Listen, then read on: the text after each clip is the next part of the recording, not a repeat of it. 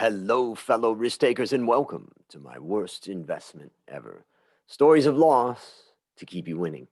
In our community, we know that to win in investing, you must take risks, but to win big, you've got to reduce it. This episode is sponsored by Dots Academy, which offers online courses that help investors, aspiring professionals, business leaders, and even beginners to improve the finances of their lives and of their businesses. Go to myworstinvestmentever.com to claim your discount on the course that excites you the most. Fellow risk takers, this is your worst podcast host, Andrew Stotts, and I'm here with featured guest Marcia Daszko. Marcia, are you ready to rock? Really ready to rock. I can feel that. Let's go. I can feel that. We've had a great discussion leading up to this, so I'm looking forward to sharing some of that with the audience. So let me introduce you to the audience.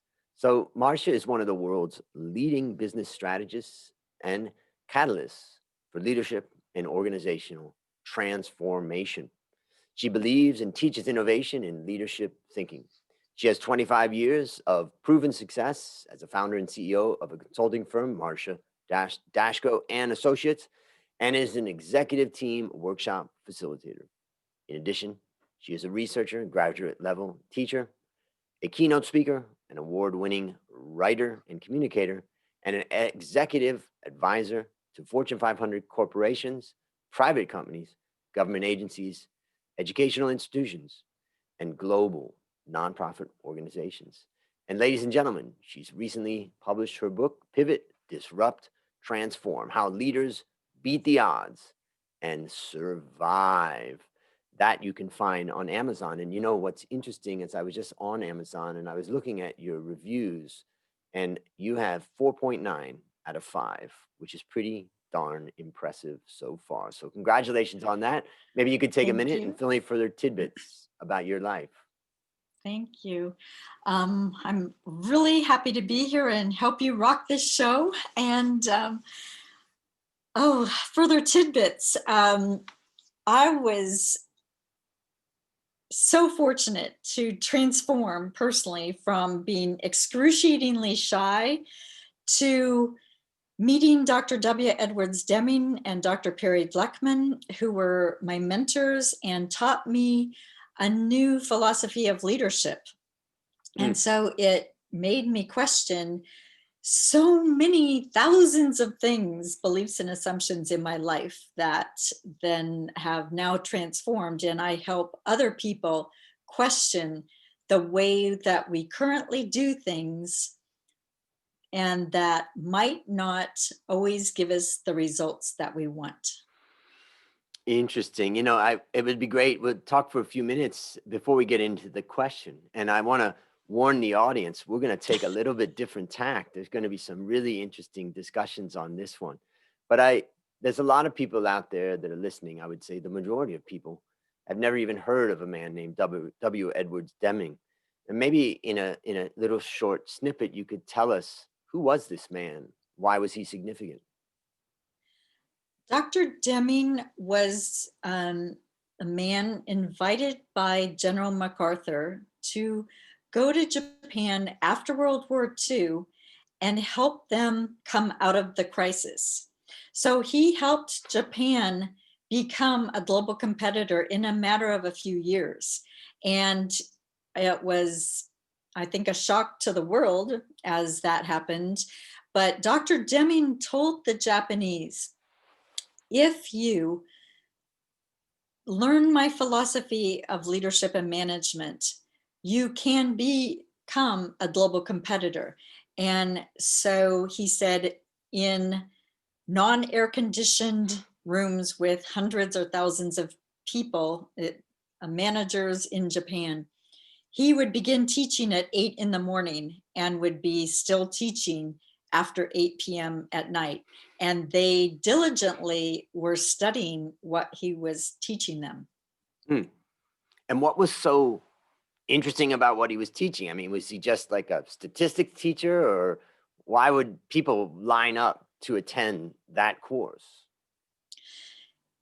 I don't think that they really knew what they were getting into. But when he talked to the leaders of the country and he talked to General MacArthur, they knew that he could make a difference, and they believed that he could help them. So yes, he was a PhD statistician.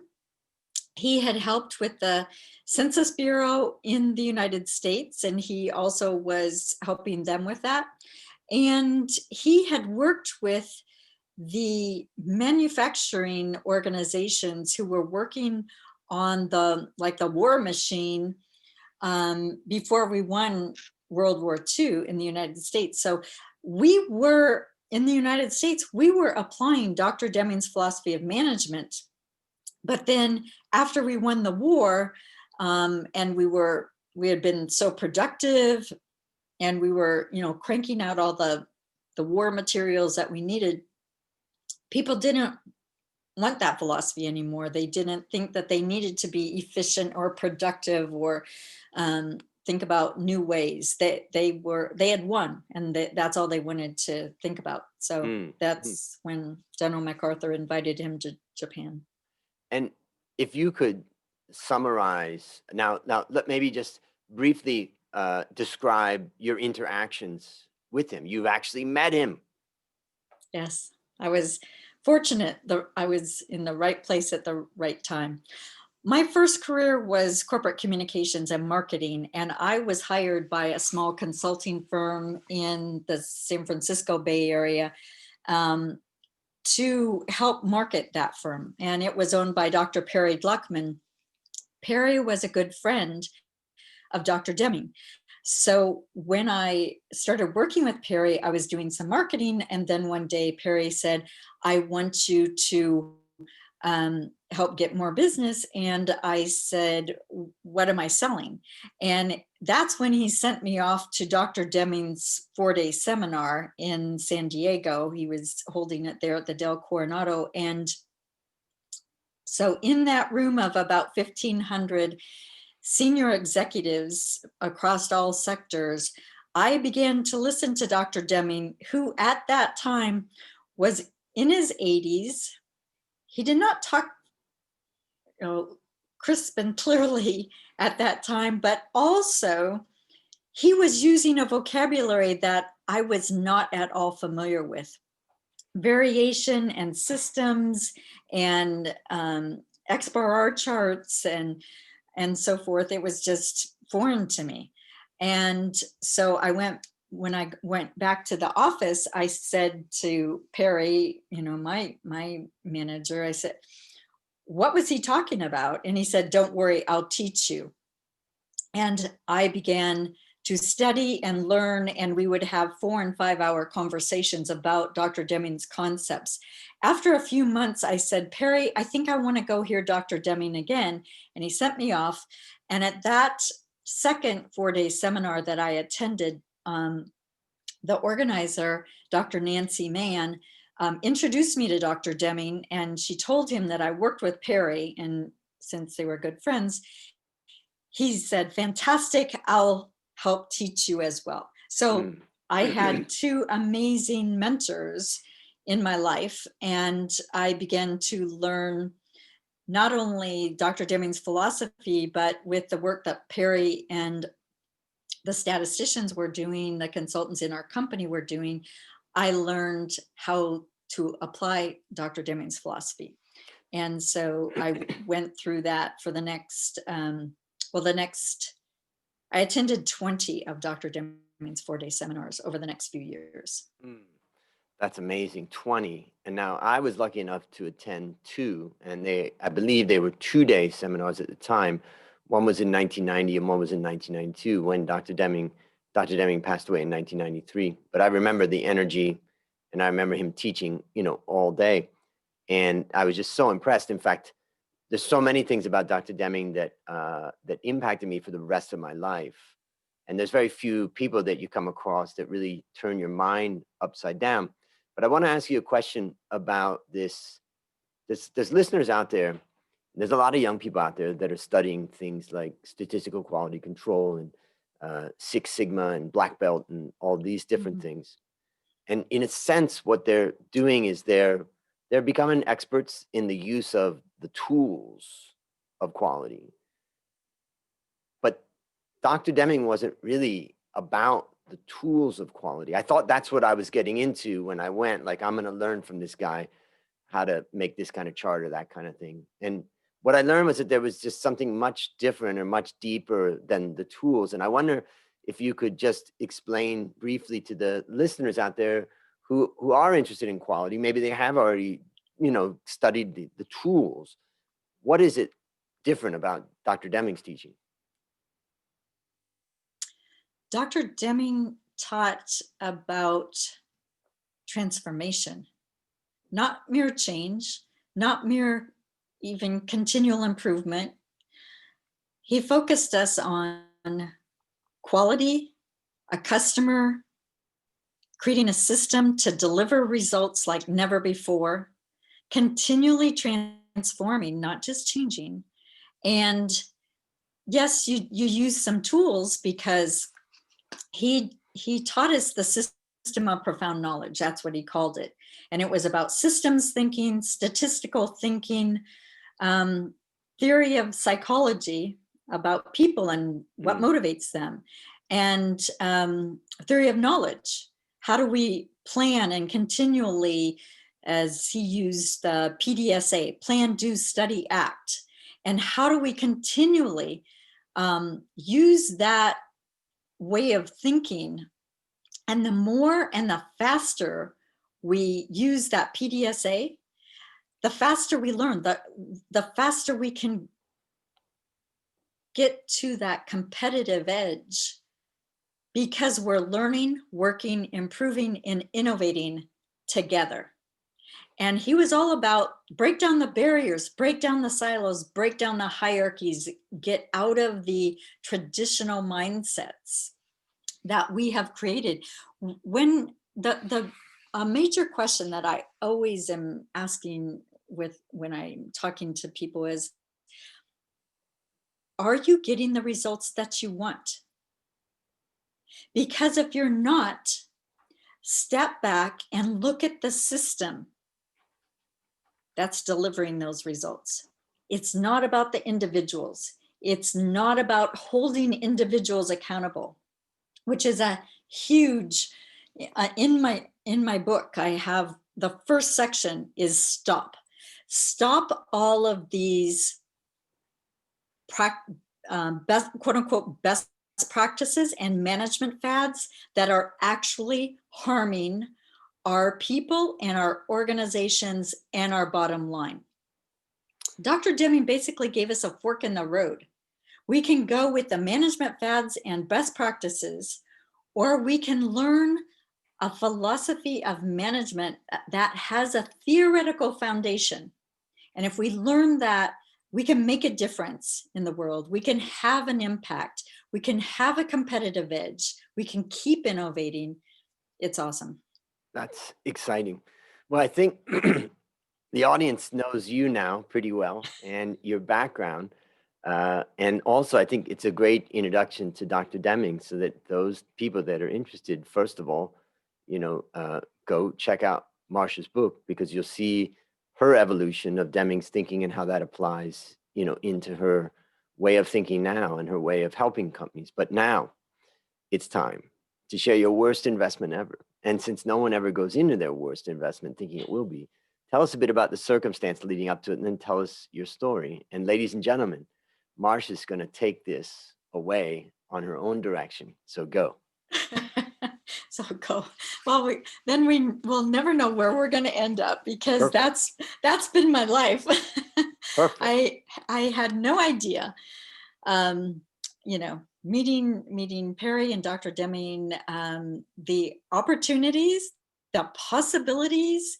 That's why I don't plan too far in advance, because I want to keep navigating. If there's a challenge or crisis, it's like, okay, that's fine. Here it is. Let's keep moving. Let's learn and work together. And what else do we want and need?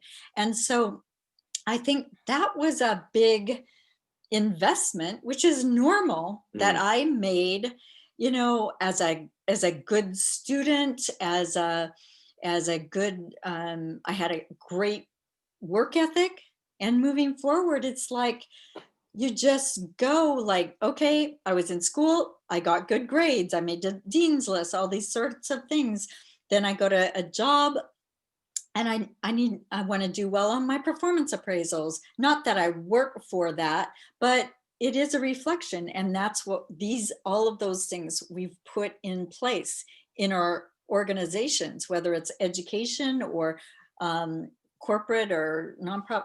We run into this all over, where we're judged and criticized and blamed and so forth for the results of a system. So mm, I needed to, and with Perry and Dr. Deming's help, I learned how to question everything. If someone has, great titles in big companies and so forth, I had them on a pedestal. Well, also when you put people on a pedestal, the only place they have to go is down. They'll fall because they can't know it all. But I learned, question everything. Question, why do we do performance appraisals? We talk about wanting to have teamwork and collaboration, yet we create systems where we have people competing and blaming and judging each other and ranking and rating each other. What kind of thinking is that? What have we done to each other? So many companies, organizations that go out of business or struggle and falter, it's not because of it's not because they're of the outside competition. It's because of the internal competition, the internal practices and systems that we put in place and can that make the can I organization self-destruct. can I ask about this? Because, in a sense, what you're describing is your worst investment ever was really an inadvertent, you know, um, commitment to societal norms. Exactly. That society tells us this is the way to do things. And as a citizen of a country, as a citizen of the world, we don't want to fight against all that stuff. Number one, fighting against that stuff we learn at a young age, is a very difficult battle. And number two, we believe at a young age that what we're being taught is the right thing. I mean, how could it not be? Right. So in a sense, what you're describing is an investment in the status quo that we all are invested in. And then what you're trying to explain sounds interesting, because what you're saying is that you had to break free of that. Now, I want to just ask one question before we talk about how you broke free and what it meant. But the question I have is, do most people break free? Is it common? Is it uncommon? What do you think? It is uncommon.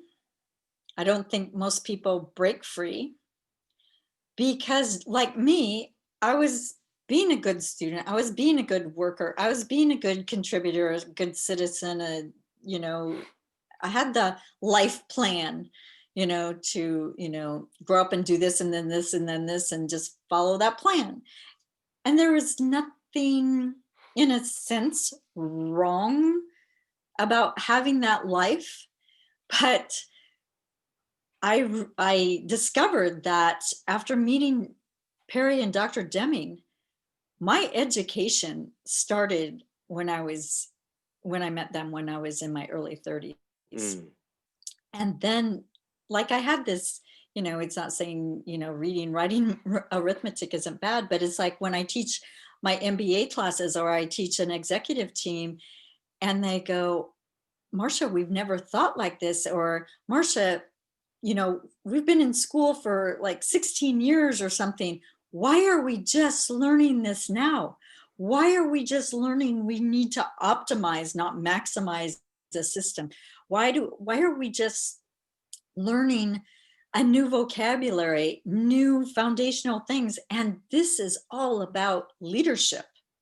So it's about people studying leadership, but not the traits and not the latest buzz and management fads, but instead they really have to go foundational. That's why, and even one of the first books that I share with everyone that I talk to is The Goal. That book is more than 30 years old, written by Goldratt, and it's a fiction book, but it is powerful. And so I introduce, to people, read The Goal and then read my book. And then begin to study, but try to study with some other people that definitely want to challenge the way things are done. You want to let go of the status quo, just question everything and think about, what's our aim? What are we trying to accomplish? Who are we serving? And that method in the middle, that those systems and processes, do they make sense? So you're always needing to be sense making. Does it make sense? Are we getting the results that we want? If not, stop, back up, question, question, question. Many people brainstorm ideas. No, don't brainstorm ideas. Brainstorm questions. You have to start at the strategic level, not at the analytical. Those are the easy parts. Like you mentioned, tools. Tools are easy. Yep. I was thinking about, one of the things about Dr. Deming that I always found interesting was that he was kind of abrupt and impatient at times. And, he was trying to, in a way, disrupt, using the word from your title, disrupt our thinking or interrupt our thinking to get us to question. Because I think in some ways you could argue that it's hard to convince people to think differently. You got to kind of jolt them into some reality.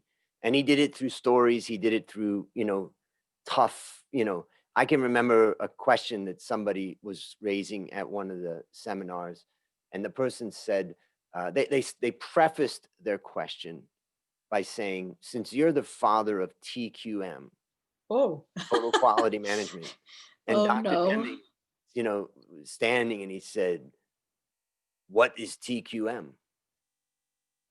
And the audience was like, what? Has this guy lost his mind? And then, he said, well, total quality management. I mean, you're the guy that, no, I didn't, that's not mine. I'm giving you a different way of thinking about things. I'm giving you a scientific method of learning. I'm giving you something very different from whatever it is that you're labeling and all that. And it was those kind of disruptive ways of speaking that I never forgot. And it made me question, much more of everything that I heard. And that's what makes his teaching, out of all my different teachers in my life, that his teaching really turned so many things upside down. And I just wonder, from your own thinking now, as you've developed over the years, what things have been turned upside down compared to the conventional norms? My life, totally. Like I said, my path was, pretty mellow. And my life since learning about Dr. Deming and feeling now that my job, I have a responsibility to make a difference, to help people, to learn, to question. It's like when, if a business owner says, Marcia, I want your help to take us from 30 to 40 million. Can you do it? And they don't even have a management team that will speak to each other.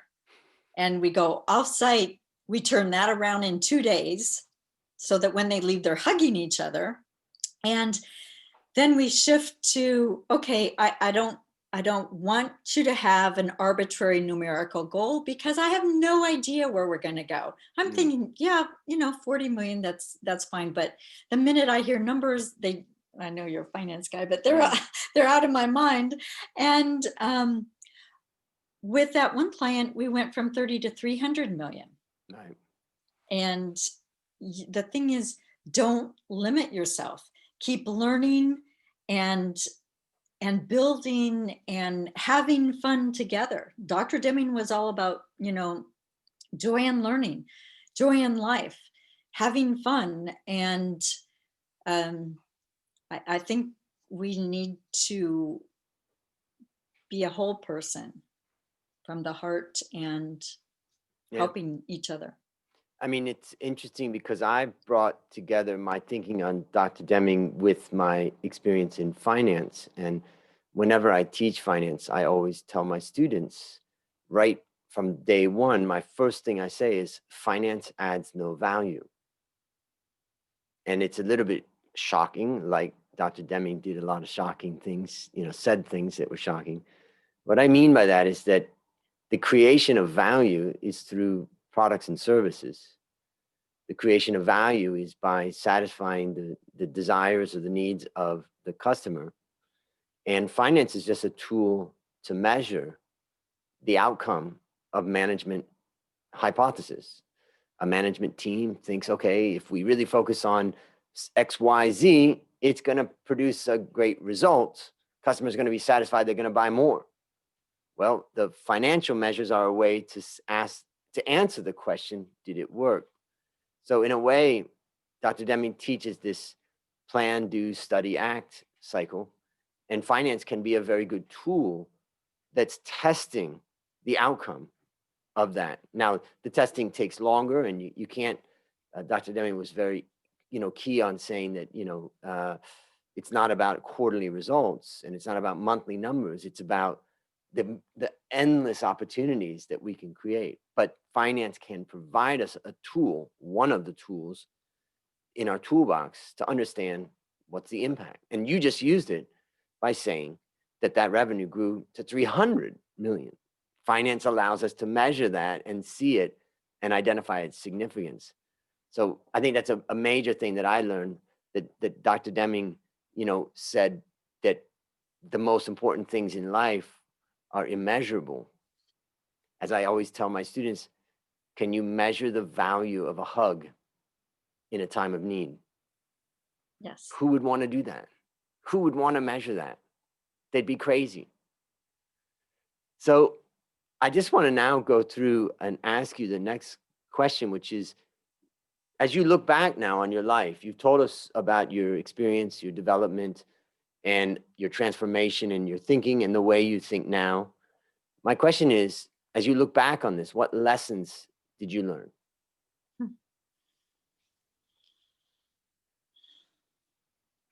There's so many thousands, and they're in every part of life. Whether it's to let go of so many things like the grades and the performance appraisals and those things, but more importantly, it is, what were we trying to accomplish before we let all of those things get in our way? So for example, when I was teaching an MBA class at UC Berkeley, and the first night of class, I told the students that if they did these few things, everyone would get an A. And it took them 3 weeks to believe me. But once they did, they put aside the thinking about the grade. And then I taught a class at another university, and the first night I said the same thing to them. And I said, well, if we're not going to focus on the grade, what should we focus on? And one young guy kind of quietly said, learning. And I said, wow, isn't What a that breakthrough. amazing? We can focus on learning together. And I also told them to put their computers away. We don't need those. That's a tool that we didn't need. And the learning that we went through was experiential. Exercise after exercise, I would put them in the exercises, and I wouldn't use the PowerPoint. I wouldn't say you're going to learn this. After the exercise, I would ask and ask and ask, what did you learn? And then I would say, okay, how can you apply it? How can you apply it to your work? Because they were all working Mm. in industry at that time. Oh, it's But they so, were shocked yeah, that it's so they were shocked that fascinating. there was something new. It's like, this is my last class of my MBA program. Why am I just learning this now? I don't know. I'm It, sorry. it's interesting that in some ways, uh, if you look at artists and people who have work that is expressing themselves, performing arts, and other types of educations, it's like they say about business that they don't like it because they can't express themselves. It's you're like in a box. And when did we ever get to the point where business has to be in a box? Why are we at that point? Where human potential is now limited by the fact that you have to get a certain KPI or else you're not going to get your bonus. And that bonus is limited. So you're going to be taking it from someone else in the company. So internal competition is one of the things that we've created that takes away from the joy of learning, that takes away from the massive potential that we have, because now you Yes. just got to hit this item, this number. Yes. And that's, I think, when I listen to what you have to share about it, that's some of the stuff that I take away. And I think the other thing that I take away is, what I teach ethics for CFA, for financial analysts.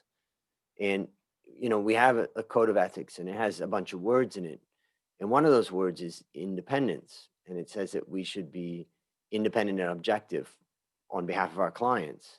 When we're looking at an investment idea, we are trying to be independent and not be biased in the way that we look at it.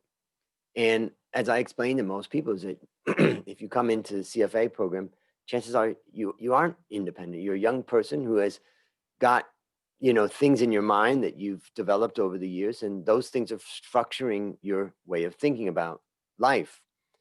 But now you've signed an agreement that you're going to take this exam and try to become a chartered financial analyst. And what it says in this code of ethics is that you need to become independent. And I always tell them that consider this your Independence Day, because the true independence is independence of thinking. And a lot of the young people think that what I'm saying is to be a contrarian, to disagree with what other people say. And in investing, sometimes, that can work. But I say, it doesn't mean you have to oppose every idea. It means you have to think for yourself as you form, your way of thinking. And the gift that Dr. Deming gave to me was the gift of being able to allow myself to think and question. And as a result, my thinking changed, dramatically, and it influenced me from those early days until today. Anything you'd add to that? I might add a quote actually by the chairman and CEO, now retired, of Ford Motor, Don Peterson. And his comment was, that I love, was, everything we do through people. It's from an independence, which doesn't work and keeps us having silos and barriers, to interdependence, where we work together to achieve great things that we don't always even know about today, but will help us create a better future. Mm. It's interesting. That's a great quote, and the idea of working together. If you think about the ultimate opposite of that is war. And war is when two sides, decided they're going to fight. And how many great things came from war? Great things don't come from that. Great things come from working together. So that's a big lesson. Now, I want to go back and ask you this question, which is, there's young people out there listening who are at the development stage of their life. They've never heard of Dr. Deming. This is all new to them. What one action would you recommend that they take to avoid suffering the fate of just going down the conventional route and never questioning. Yes. Like you said, just to be a contrarian isn't the result that we want either. I mean, it's important to question, but question as a system. For example,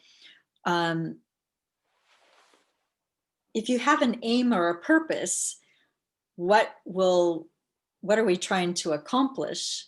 And what do we stand for? What are those values? By what method will we get there? So there is strategic thinking and questioning that has to happen. It's not just go out and question everything for the heck of it. Understand where you're coming from. I think one of the greatest things that students can do, and we're all a student of lifelong learning, is to do some foundational study. And that can be, if you love to read books, if you love to watch videos, you can find plenty about, Dr. Deming or Dr. Russell Akoff, who's a systems thinker, on YouTube. You can look at my website, and there are many resources there. I've got a bibliography, podcasts, research papers, not a lot of them, but they're focused. They're about transformation or innovation. And one thing that I learned when I was first learning about Deming and so forth too, and of course I had the good fortune to be able to go to the seminars and hear directly from him, but really look at, when you're studying something and it's foundational, it's a concrete, let's say book or something, go back and look at the index. Who are the people that are referenced in the index or in the bibliography in the book? That will lead you to continual learning. That is a foundation. So when people want to transform their organizations, for example, transform themselves, I say you need a theoretical foundation. So otherwise you'll be grabbing at tools and management fads all the time. And for example, Lean Six Sigma, that's it's crazy. One thing after another. Got to get rid of tools that don't work. Yep. Fantastic. And this questioning of thinking, it reminds me of a book I read by Eckhart Tolle, which is the book called Practicing the Power of Now, and in it, he has this exercise that, I've read this book many times now, but the exercise of, to observe your mind and imagine that you're just observing the thoughts that are coming out, and as you're doing that, then try to observe it and then see if there's any gaps, and then you try to make the gaps a lot wider. And then, but the point was that by asking me to observe my mind, he then asked, what is observing your mind? And when he asked that question, I thought, well, do I have two minds? I couldn't really grasp that, but it was a great question to make me think about the thoughts that are coming out of my head in a very different way. And I think that Dr. Deming was another person who presented questions and challenges to me that made me think about that. And I think, I want to wrap up at this point, but I want to, close it out from my side by saying the questioning of conventional wisdom was the main gift that I got from Dr. Deming. And I wonder if you could just share what you would say, what is the number one thing that you can say that you gained from your opportunity to experience the man and his methods?